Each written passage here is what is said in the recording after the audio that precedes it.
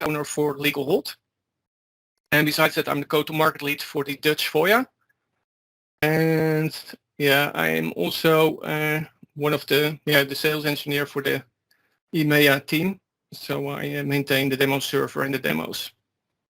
So if the demos fail, it's all my fault. Keep that in mind, Dane. Yeah. Just so everyone knows, I am also recording this. I noticed. Okay, so let's get started because we only have an hour. The plan is to show you today 2 use cases, one about internal investigations and one about FOIA or public records requests.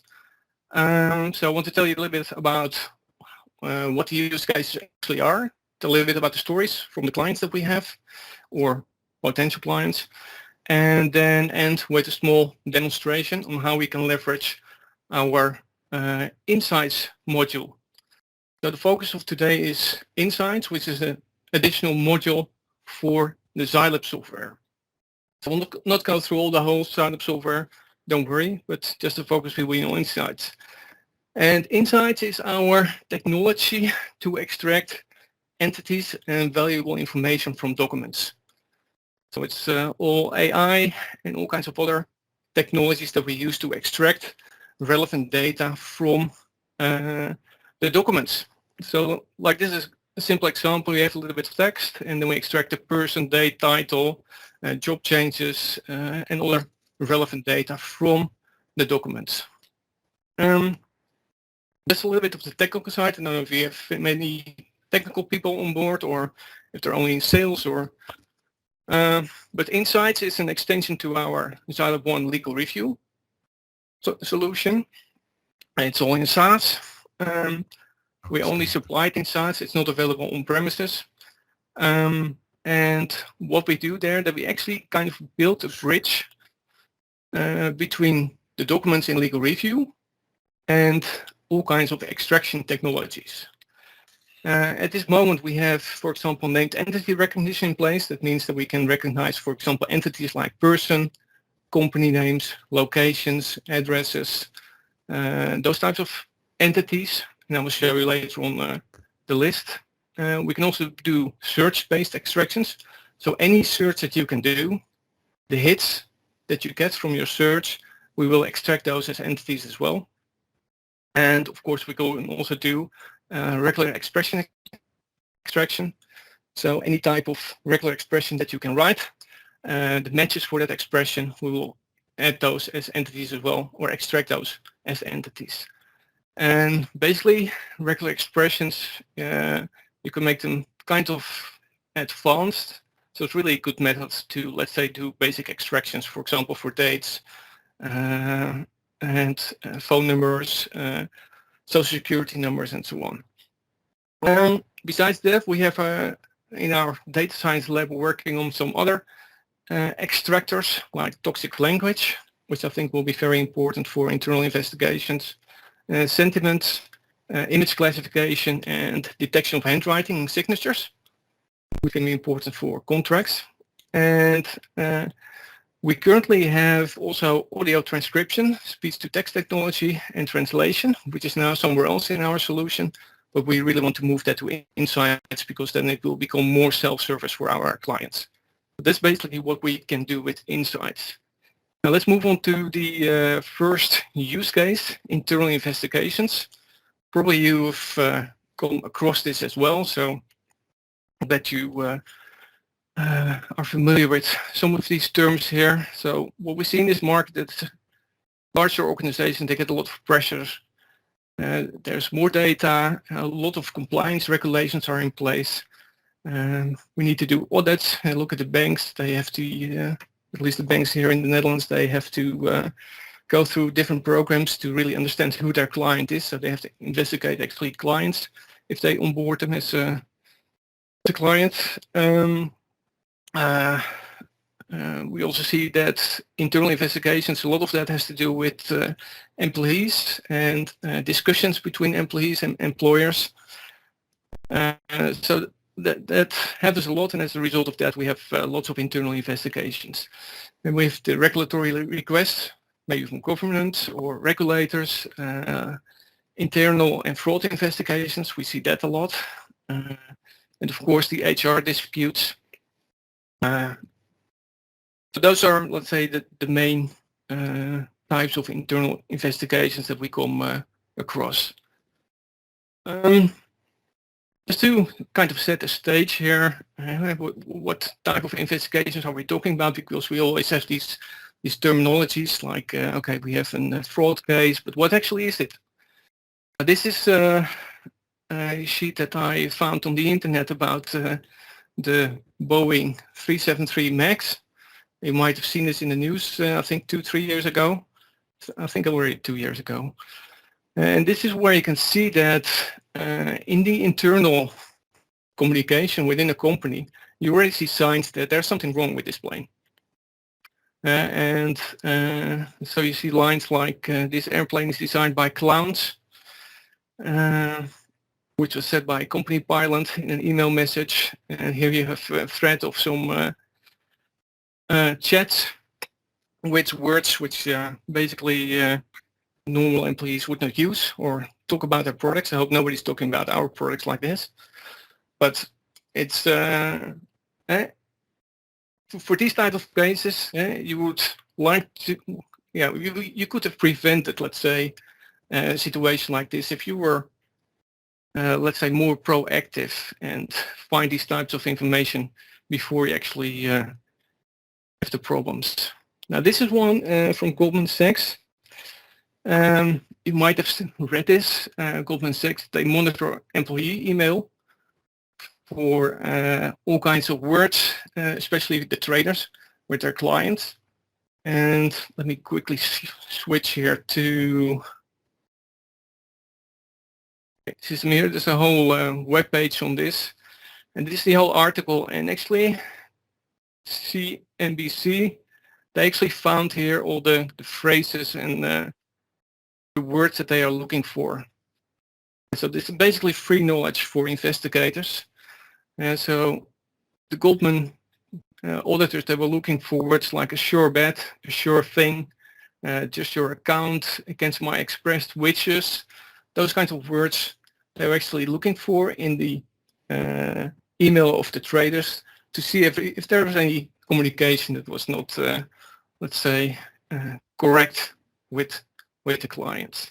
So this is a huge list, and I think I can share later on also the link with you for those that find this interesting, because it's really great demo material. Going back to my PowerPoint. So this is Goldman Sachs, and we will use some of these searches later on in the demo. Yeah, maybe I'm a little bit older. Not everybody will kind of remember this, the whole Lehman bankruptcy. But also there, if you look at the documents from that bankruptcy, you will find there all the queries that the investigators actually have done. And so it's kind of interesting to see what the investigators are looking for. And also this can be a great demo material. So they're looking for shocked or speechless or anything that starts with stupid. Those kinds of words, they kind of trigger the investigators to look into that data. So this is just another example. And I think clicking. Yeah, then the next one is GDPR. Maybe that's that much of an issue yet in the US.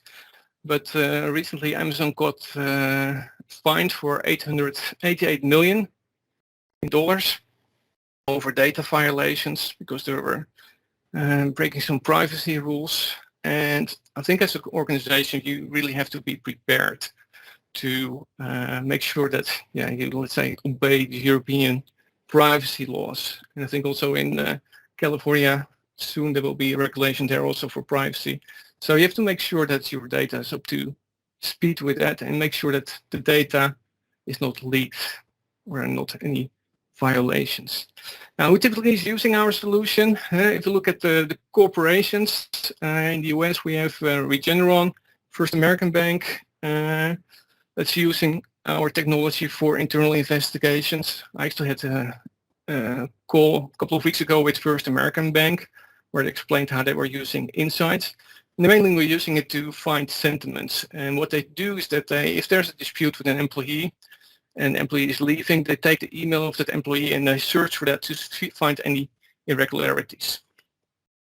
So that's one of the use cases they have. Is that to, if that's to understand whether they should implement a legal hold or not? Yeah, that as well. Sorry. Good that you remind me of that. The reason why they do that is they want to see if there are any other employees involved, if there's any data leakages. And so maybe an employee took some data with them from the organization. So they sent an email with data from the company to themselves, for example. So those are the types of things that they are looking for at the moment. In Europe, we have like ING Bank. And also one of what is interesting are there are a lot of, let's say, external investigative bureaus that do audits at companies or governmental organizations. Now, in the Netherlands, we partner with a lot of these because they use our technology to, let's say, investigate potential problems or potential fraud for the companies. Also interesting one is Signify, which is used to be Philips Lightning. And Signify is a company worldwide that is using our technology for investigations. So they have an office in Hong Kong, in Amsterdam, and they're all using the SaaS solution that we have to perform their investigations. So they have one solution and all offices are able to use that solution.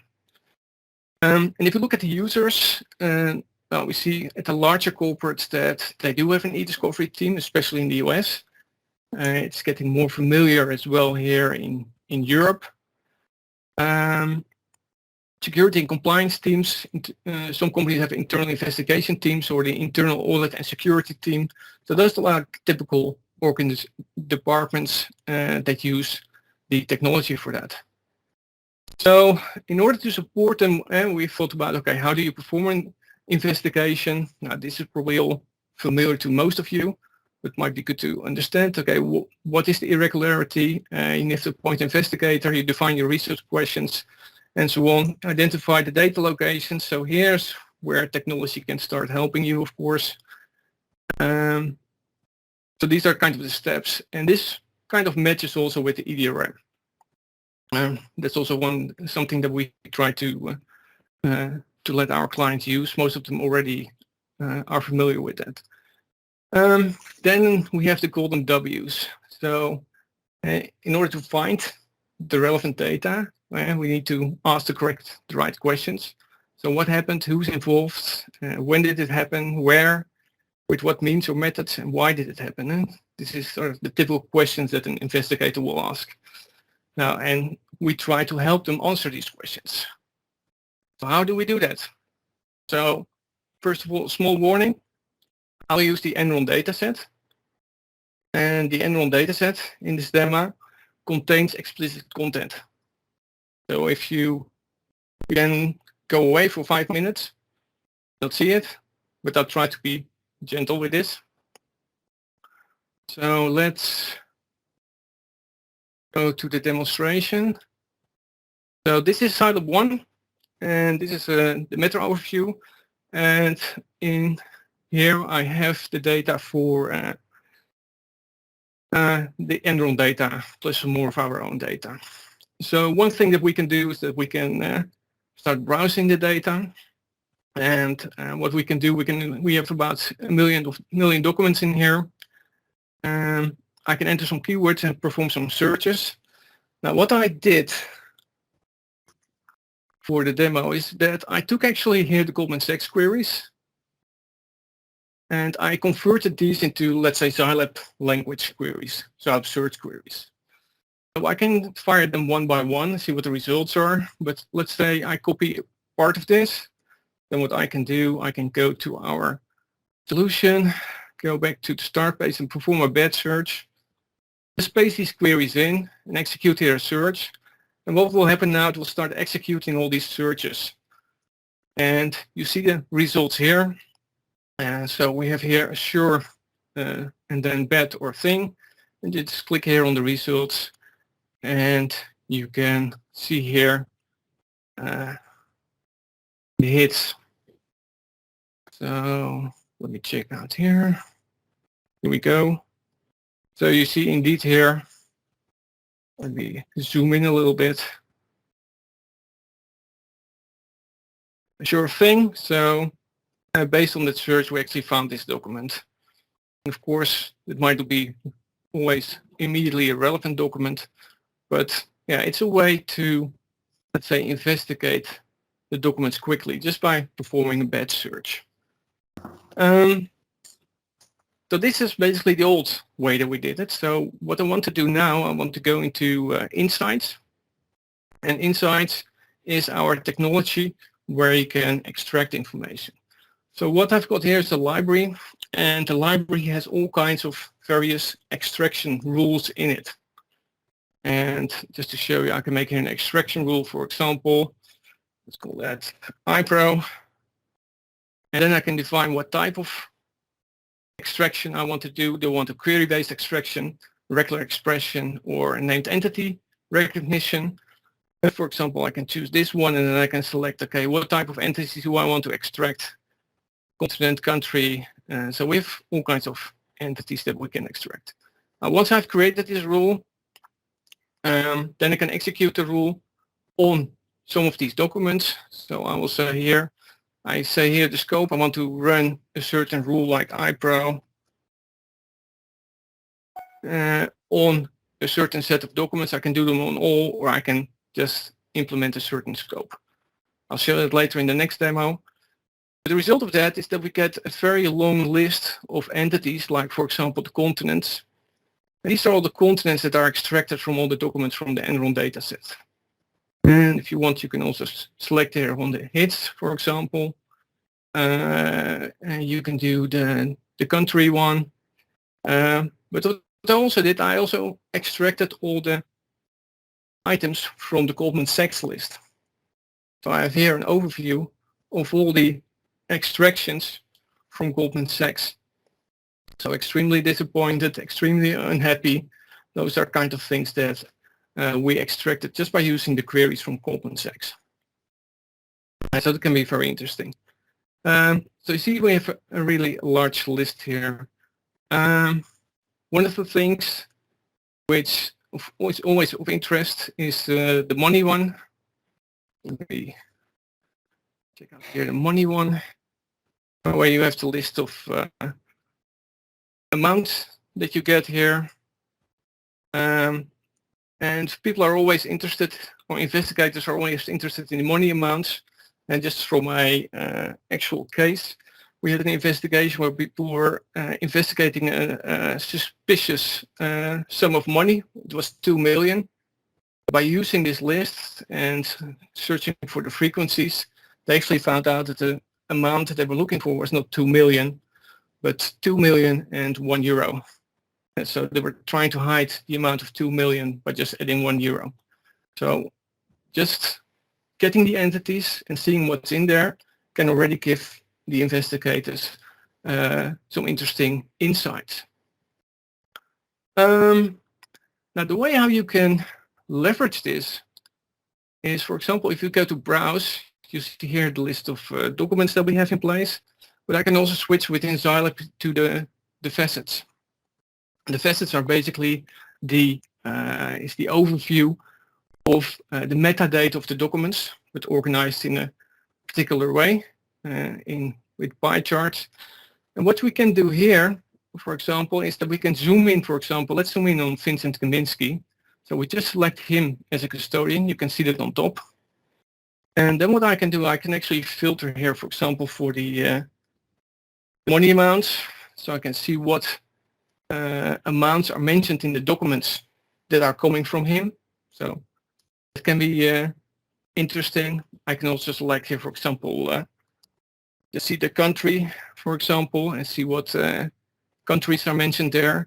You can also make a concept about tax havens, just list all the tax havens that you know and do a search for that. So you see which countries are there. But what probably is maybe more interesting is also check what, for example, the sentiment sentiments, the strong negative sentiments are for Vincent Kaminsky, which are in his documents. So you see here, rejected, sick, hectic, gross, terrible, and you can just go through this, like words like disaster, losers, frustration. And those can also all be, let's say, triggers for an investigator to start looking at these documents. And the same goes, for example, for profanity. So watch out now. These are the ambiguous profanity and the unambiguous profanity, which are in the documents for Vince Kaminsky. And again, you see fat, gross, ugly, dumb. You see all these kinds of Hey, words. Daniel, I thought sentiment was actually on the roadmap. Yeah, but this is not. Yeah, this is simple profanity words. So you just have a large list of words that you can execute and extract. And then, so how does that differ from the roadmap item? Well, we already have, we work with a third party also for this, and we are converting this technology to our own. So this will also be added to our own technology, and this is now partially from a third party. So this is the SAP stuff that you're flipping. Yeah. Just to show what kind of actual information you can start digging into, because I think investigators, especially with fraud and all this kind of stuff, employees cases, sentiments are kind of interesting to look at. But in this way, we actually built a relation between a custodian and all the extracted information. One other thing that we are working on, of course, you all know you can perform searches. So I can, for example, search for money amounts. But what we also did is that the entities that we extracted, we added them to our search index. So what I can do is I can just search now with a special query type. I can now search for money. And I do that like this.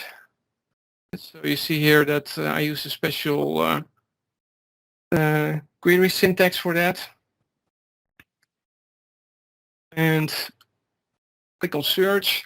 And what we'll do now, it will search for the entity's money in the system. So we just added these items to the search index. And if we now open here the first document, you actually see all the money items that are highlighted. The cool thing about this is that you actually can start combining entities that we extracted, because it can be any money amount. For example, within 3 words of anything that starts with pay. And so this is actually the new query. So we search for any money amount in combination with something that has to do with pay. So in this case, payment. And if I browse through these documents, you'll see here the hits going by. Oh, this is, I think, another highlight somewhere. But the nice thing is that you can really make extensive queries for this. And let's say you can easily build things like this. So you go to search for something with a title from somebody within 20 words of donate, transfer, wire, paid, any type of words in combination with money, in combination with can lay, for example. And you just click on one of the results and you'll find all these words combined in a sentence. So basically you're building with search, you're building actually kind of a text mining queries. And this will really help you to investigate a lot better and a lot faster. What search engines are you using behind the scenes again? It's our own search engine. It's the ZyLab search engine. Okay. Let me check at the time. Yes, half an hour. That was my goal. Any questions so far? No? So just to sum up, what we try to do with Insights is we try to extract more relevant data from the documents and then give this into the hands of the investigator to do his magic. Of course, this magic we should try to make that as easy as possible for the investigator. But I think you also have, let's say, the topic modeling, which we have as well, which is being used there as well. So I just wanted to focus now on insights. There's of course a lot more here, but I think it's the insights part is really important. One thing that I almost forgot is that you also, when you view the documents, you actually see here the overview of all the entities that we extracted. And so if you want to see the money amounts, you just click on it and you see all the money amounts highlighted here inside the document. You can also see here what kind of amounts are being mentioned, or let's if you go to geographical area or the day, localities, all these items, phone numbers, these are all extracted from the document and shown in this way, so we can kind of easily investigate all this. Okay. So back to the PowerPoint. It was not bad, right? This explicit content, you could handle that, right? I know we always in Europe think that Americans are kind of sensitive.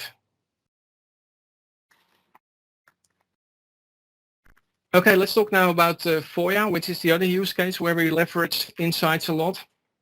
And then especially to help with the redaction problem. FOIA stands for Freedom of Information Act. Now, the various countries where basically every modern democracy has a Freedom of Information Act, so that's good.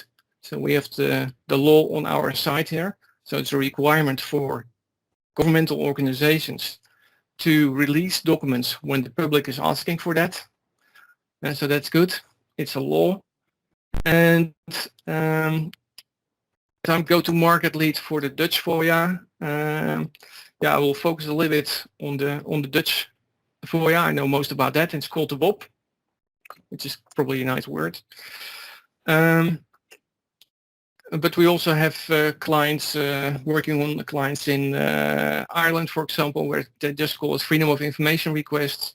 In Denmark, they call it Aktinsicht. So there are various names that we use for this. Now, there's a big difference between the Dutch FOIA and the US FOIA.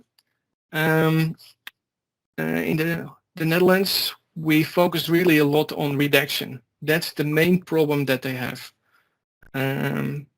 Because it's a hell of a job to redact all the data. Because it's required by law that the documents that are released don't contain any personal information. And the goal is also to protect the civil servants. You don't want to release personal phone numbers from your colleagues, because they might get called by somebody who's kind of angry on what they said or what happened, what decisions that were made.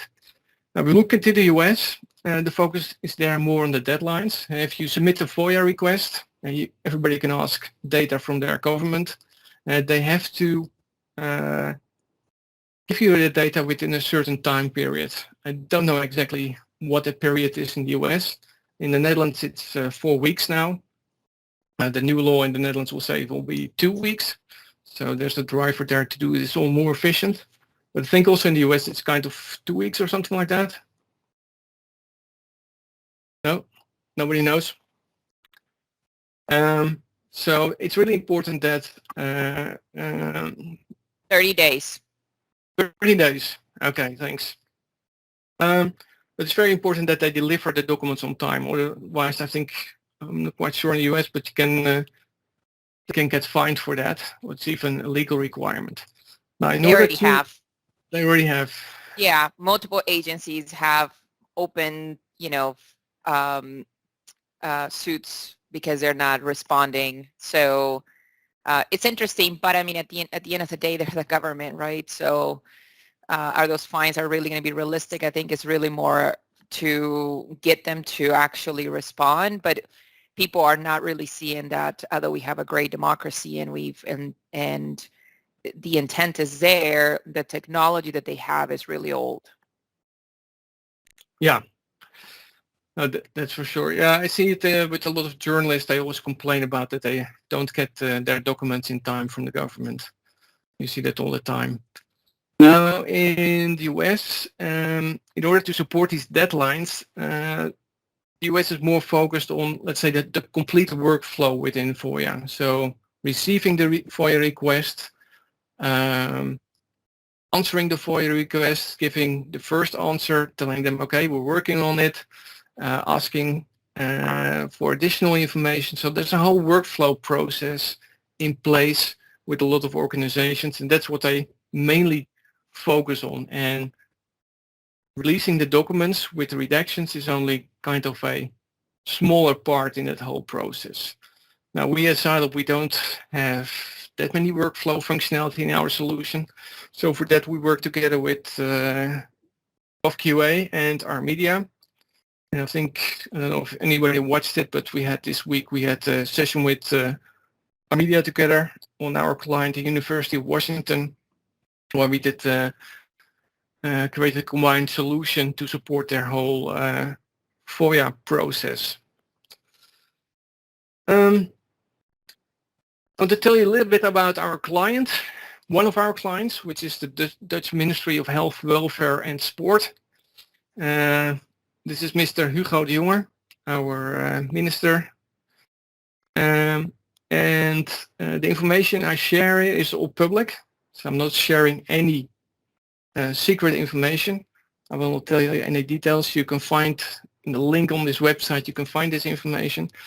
But they have a huge problem, and that's why they hired us to help them with our software. They received many FOIA requests about how they handle COVID-19 in the Netherlands. And I'll bet it's the same in the US. They received over 210 different FOIA requests from journalists, citizens and activity groups. And it was about the vaccinations, the COVID-19 tests, about masks, etc., etc. So there were really lots of FOIA requests. And this request covers about 5 million documents. And they initially started with ZyLab, and they thought, well, just a few hundred thousand documents. But along the process, during the past year, we are now at about 5 million documents that are within the ZyLab system that they need to check, need to select which ones to release, and before their release, of course, perform the redaction. Now, the interesting thing is after deduplication, there are only 2 million documents. So that's a big win for them that we have deduplication in our software. Yeah, first, it's kind of, it's there. It's kind of normal within e-discovery. But for them, this is like, wow, we saved actually checking 3 million documents. So this is a very big win for them. But one of the key things that they also have to worry about is that, for example, on the topic of tests, for only the month of April in 2020, they had about 60,000 documents. And before they release the documents to the public, these documents, if they are originating from a third party, this third party needs to review those documents as well. So about 18,000 documents of this data set have to be reviewed by over 900 external parties. So you can imagine the amount of work which is involved in managing all this. So, of course, it's good that they use our software. Can't tell you too much about it, but this is like, this is like a huge FOIA request or a huge case. This is what lots of organizations now have to deal with. And I can imagine also the requests that will come in about, for example, what's currently going on in Afghanistan. And there will be definitely also many FOIA requests regarding that topic. We already see it here in the news, in the Dutch news, that people are asking for information from our Ministry of Defense and Foreign Affairs. And they even created a nice graph about this, or an infograph, to explain why they are late with their answering of FOIA requests, because it's just too much work for them. They actually hired initially 31 lawyers, and they are adding, last month they added 50 additional lawyers to make sure that they can handle the cases. Right? I didn't translate this, no. The pink, no, can you translate for us? So the pink is a number of lawyers they've added? Yeah, so till June, they had 31 lawyers. And starting July, they added 50 additional lawyers. So in total, they have 81 lawyers now handling the FOIA requests, which is quite a lot. So you can imagine how, I don't know how much a lawyer is in the US, but you can imagine the amount of money that goes into this. It's really, really. Yeah, they're expensive. Yeah. And they have over 5.2 billion documents, over 210 FOIA requests. And yeah, after deduplication, they have 2.2. But there's so much fuss about this that they even made infographs to explain their current problem and current situation. Now, for example, another interesting case is the Mother and Baby Homes Commission in Ireland. This is about the monasteries in Ireland, where they were not helping single mothers that well in the past in their babies. And there was a huge investigation, and they also using our technology to investigate, but also to handle all the FOIA requests that are part of this. So yeah, there's all kinds of cases which come out of this. So how can we help? One of the problems is the collection of the data, because you would think most government organizations, they have their information government in order. Well, actually, most of them do, but from information from our clients, we actually found out that only, let's say, 25% of the data is, let's say, relevant data for the cases is in their information management systems, but 75% of the data is in emails. And those are, of course, not in their information government systems. And so we help them with the collection of email and selecting all the data that's actually part of the request. We help them with processing and analyzing the information, automatically redact the sensitive information, review documents, and very important, by using our system, we keep track of the inventory list of which documents are ready to produce and to be released, because that's, let's say, part of the law in the Netherlands, that if you create the documents that are part of a FOIA request, that you also have a nice list available that explains which is what document and why, for example, you have redacted in that. So that's all part important. And of course, safely publish documents to PDF. Because you might, if you search for redaction fail on YouTube or on the internet, you will find lots of, let's say, government agencies that have problems with working with Adobe Acrobat. They don't understand how that works. There was one with the EU Commission, and it was super embarrassing. But they use a word not too long ago. It was, it was a contract with Pfizer. With AstraZeneca. It was a contract with AstraZeneca, and they redacted the whole document. But the whole document was also in the bookmark list. So, and they didn't delete the bookmarks. So you were able to read the bookmarks and read all the text. I think the document was online, I think, for 3 hours, and then they found out, but then all the journalists already had that. Yeah. So, but I have some samples for this. I'll show you later. Now, what we did is, it's hard sometimes to explain that for FOIA you need e-discovery, and we have this nice e-discovery EDRM diagram. So what we did is try to come up with a diagram that's kind of similar to EDRM. So you understand the link between e-discovery and helping with FOIA, but we kind of adjusted it. So you have still the volume of data, the relevance of data, but the steps are a little bit simpler. You collect, select, redact, review, and publish your data. And this is what the type of users understand. I'm going to hurry up a little bit. Then we have, there's so much news about redactions which you can leverage in your presentations. This is actually a FOIA request, the result of a FOIA request from somebody that did a lecture about the MH17 disaster.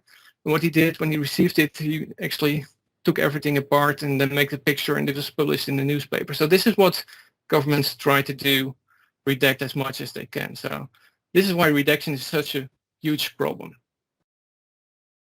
I did share my audio, I think. Yeah, I do. So I just want to share this clip quickly. What President Trump didn't want anyone to see, hundreds of emails now seeing the light of day. And tonight, we can read what the president and his attorney, Bill Barr, didn't want you to ever read. The website just security reviewing the emails, which Barr had heavily redacted. And when I say heavily, I mean heavily. I mean, look at this one. That is the two and the signature, and there's the email. The entire email message is in black. I mean, it's the same with this one. Some parts of some addresses, the entire email itself in black. And then look at this one, same thing. It goes on and on. But now Just Security has seen what is behind this sea of black redactions. And one of the things we are learning is that a top official email that the decision to withhold to Ukraine, aid to Ukraine, came straight from President Donald J. Trump. Quote, clear direction from POTUS to continue to hold. And that's what was written. So this is, just an example of, again, data leakage. Because Just Security, some kind of security firm, but they found out what was behind the redacted text. Well, probably they opened the PDF, did a Control-A to select all the text, and then copied it into a Word document, and just was able to read it. So it's happening everywhere that people make mistakes with that, and it comes up more and more in the news these days. What President Trump... And also, yeah, this is, I think, something which is really funny. I think it's funny, but you see that instead of redaction, they use pseudonymization. So they say here, began holding himself out as a personal attorney to individual one, who at that point had become the president of the United States. Well, guess who was that? So you also, when you talk about redaction, you also have to think about all the related aspects that are part of a user or person. And so his title and other information. So that's why we also need insights there. Yeah, and then of course there are lots of journalists that try to extract information from the documents. This is an example of Mr. Scott Stedman. He's an investigative journalist. And what he's trying to do is selecting here in Adobe the text, the black box. He thinks, okay, it's this pixel size. Then he selects the text from President Donald J. Trump, and he sees it's exactly the same amount of pixels. And in this way, he thinks that probably the text behind the black text is, let's say, probably Donald J. Trump. So, and of course, here you can see it there to try to figure out what's there. Can I offer a suggestion for those people? Yes. Get a light. Thank you. You know? So, yeah, it's all over. So this is probably, you all know this, what we need to redact. If we look at the US, we have City of Scottsdale, University of Washington, and some other clients. Too bad Jeff is not on the call because he otherwise could explain a little bit more about this. But I think the users are, it's pretty clear within the organizations who are handling FOIA requests. So that makes it easy for marketing and for targeting that audience as well. They've titles like, okay, FOIA officer, senior FOIA officer. In the Netherlands we say WOP coordinator. And so it's relatively easy to find the people that we need to address for this market. So that's, I think, a good thing about this. Well, these are some of the users we are working with in the Netherlands. We now have about 6 out of the 12 ministries now as a client, so working hard on that to expand that. And the good thing about this market is if once you're known and everybody talks to each other, they also start promoting you if you, of course, do a good job. And we just recently signed up the City of Amsterdam, which is, of course, the capital here in the Netherlands. And I think it took about 3 years for them to actually go through all the contract stuff, but finally we got it. So, yeah, it's really an interesting market. So the demonstration, let's go back to the demo. So what I did, and let me refresh here, I might have to log in again. Not sure if, yeah. I'm using our SaaS solution, so we have two-factor authentication. And let me get a code here.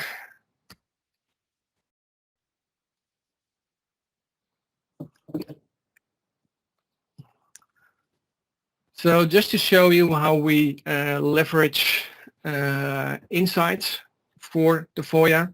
So I've got here a matter, and this matter contains only a few documents, but there could be familiar documents for you, or they could be familiar for some people here. And so we see here, for example, that this is coming from Jessica. And what I already did is that I already automatically redacted the email addresses with only the first part. So let me close a couple of things up. And so you see here lots of documents with some names and probably familiar names for you as well. So these are a couple of emails that I just processed with the ZyLab software. And what I did in our configuration, we have an option which is called auto redactions. And I created there a rule to automatically redact email addresses based on a query. So I use a query here, and it might be kind of complex for some people, but it's just kind of a regular expression query that we do with our search syntax, where we search for, let's say anything with an @ sign, simply said. And the result of that is that automatically in all documents we will redact the email address. And one of the key functionalities that was requested by the Dutch government is that we can redact only the first part of the email address, because the last part is public information. And so we built in a feature that we can only redact the first part of the email address. So what I want to do now, I basically want to redact all the names here in this document, in all these documents. And so I've got here about 3 documents and 1 small image, but I want to redact all the person names here. So what I'm going to do, I'm going to my insights module, and I already created here a rule using named entity recognition to detect person names. So what I will do is I will start here a new job, and it's kind of an analytics job. And what I will do, I will extract here person names. And then what I will do is I will say, okay, run this on these documents, click on schedule. And what happens now in the backend is that we start here a job that's going to process these 4 documents. And it's going to start up all kinds of machines in the backend. And it's a scalable solution. So the more data we get, the more machines we can start up in the backend to process these. You see here that this job is now completed. And you can see that here in the entity management. For example, here we have the person names. So these are all the person names that are recognized from this by the system. And so these are all the names that we recognize, quite a few in just 4 documents. So my next step is that I will create here a new redaction rule, and I call that person, for example, or let me call that PII, because I will select that I want to redact inside entities. And what I will do is I'll just select here from the list. I want to redact persons, I want to redact phone numbers, and I want to redact all the titles for people. I can add here some text, or I can use a code set. Every state, county has their own exemption codes in the US, but we just made here some general ones. So we use here personal privacy. You can adjust them, of course, if you want.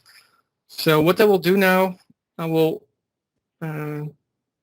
redact all these documents in black. I can also choose a color if I want, but let's just do black because everybody is familiar with that. And in the Netherlands, we actually, when we produce, we convert all the redactions in black to white with a black border to save on printing.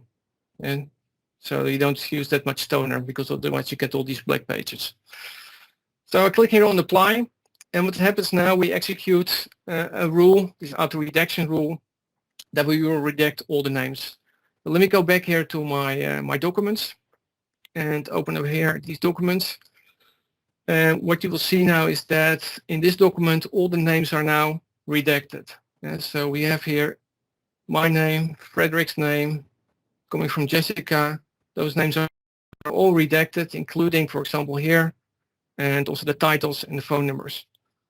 So in just a few seconds for all these documents, I've now redacted all the person names. So this is a huge, huge time saver. Of course, AI is not 100%. You have to go through these documents manually, and because you need to make 100% sure. So, but it saves you a lot of time. Sometimes that's why we call it, it's pre-redactions. We just pre-redact all your documents, and then you have to just finalize it by doing a manual review here. And the same goes for the other documents that we just saw. You now see that all the names are redacted at this moment. And can you imagine how much work it is to do this manually? I wouldn't like to do this. So this really makes the life of a FOIA officer that has to redact, or person that has to redact, makes the life a lot easier. And this really helps them a lot. So also here at the back, and we have done all kinds of tricks to, let's say, improve the recognition rate. And for example, here we have an email from Nick, text in here. So this is all redacted. So this is how we leverage insights and artificial intelligence for the FOIA by helping detecting names and other personal information and automatically redact them. What is the timing? I think timing is okay, because I think this was the last thing that I wanted to show. Are there any questions? I don't see that many questions yet in the chat.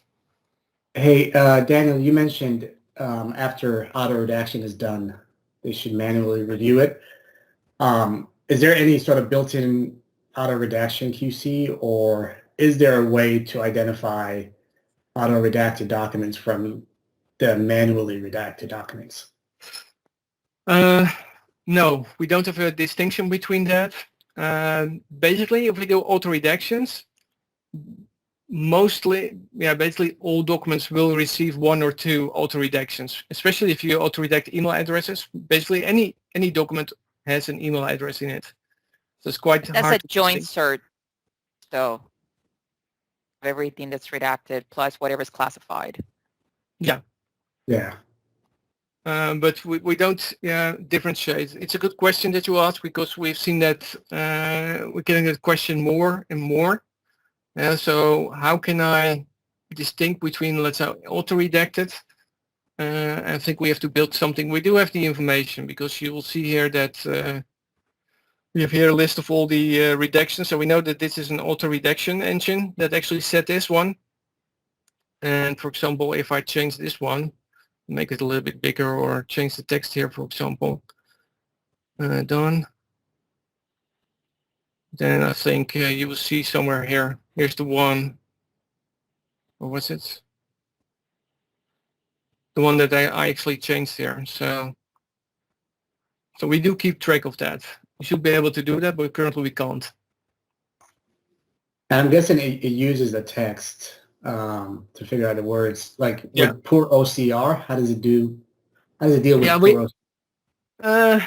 Well, that's a problem. Poor OCR. We rely on the actual text, because text mining is all done on the actual text. Of course, you can use our fuzzy search to combine it with. And what I've done now is that I've used insights to automatically extract names. And that's also depending indeed on the quality of the OCR text. But what we sometimes do, that instead of leveraging insights and AI, we build extensive queries on names. And then, for example, you can include what we call our fuzzy search to overcome typical OCR errors. Or, for example, my name is Schuring. Now, lots of people spell it with one U instead of two U's. So that's how you can overcome that. But yeah, we still rely on the text by the OCR. Any other questions? No? Well, good. So then we're right on time, I guess. I want to thank you all for joining, especially those people in Arizona getting up early. Thank you. Daniel, this was super helpful. Thank you for walking us through the use cases and even giving us a little bit of backstory on some of the different regions and their struggles. It definitely paints the value add. So, and then it's great to also see you present. Okay, well, thank you. This is we only had an hour for 2 use cases. We can talk hours about this, but I think the focus was here on insights, not really the actual use case, but how to leverage insights for these types of use cases. So No, I hope this I is was awesome. able to make this clear.